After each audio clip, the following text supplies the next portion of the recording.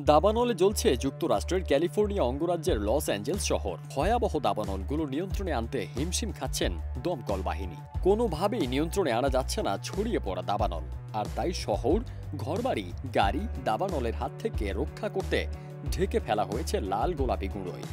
মূলত ভয়াবহ দাবানল নিয়ন্ত্রণে আনতেই এই গোলাপি রঙের গুঁড়া ছড়ানো হচ্ছে।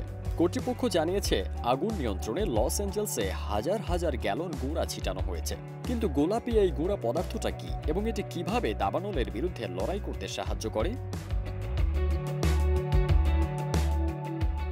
বিবিসি জানায়, গোলাপি রঙের এই উপাদানটির নাম ফসচেক। পেরিমিটার নামের একটি কোম্পানি এই পদার্থ বিক্রি করে। আগুন নিয়ন্ত্রণে 1963 সাল থেকে যুক্তরাষ্ট্রে ফসচেকের ব্যবহার হয়ে আসছে। এছাড়া ক্যালিফোর্নিয়ার বন ও অগ্নি নিরাপত্তা বিভাগও অনেক দিন ধরে আগুন নেভাতে এই পদার্থ ব্যবহার করছে। বিশ্বে আগুন নেভানোর কাজে সবচেয়ে বেশি ব্যবহৃত উপাদানগুলোর একটি এই ফসচেক। ফসচেক মূলত আগুনের চারপাশে স্প্রে করা হয়, যাতে এটি আগুনের গতি প্রবাহ বন্ধ করতে পারে।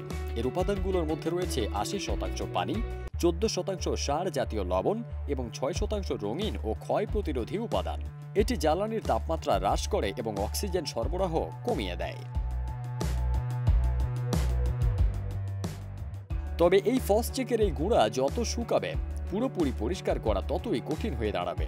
আর তাই পেরিমিটার কোম্পানির পরামর্শ, যেখানে ফসচেক দেওয়া হবে যত দ্রুত সম্ভব পরিষ্কার করা উচিত। ছোট কোনো জায়গা থেকে গরম পানি ও অল্প ডিটারজেন্ট ব্যবহার করে এটা উঠিয়ে ফেলা যাবে। আর পৃষ্ঠটি বড় হলে পানির উচ্চ চাপ ব্যবহার করে পরিষ্কার করতে হবে।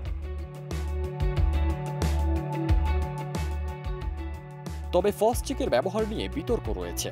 সমালোচকদের মতে এটা পরিবেশের জন্য ক্ষতিকর। এতে থাকা রাসায়নিক উপাদান কার্যকর নয়। এই উপাদান জলাশয়ের মাছ মেরে ফেলে। যুক্তরাষ্ট্রে বন পরিষেবা, জলপথ ও বিপন্ন প্রজাতির আবাসস্থলের মতো পরিবেশগত সংবেদনশীল এলাকায় আগুন নেভানোর কাজে ফসচেকের ব্যবহার বাধ্যতামূলকভাবে নিষিদ্ধ করেছে।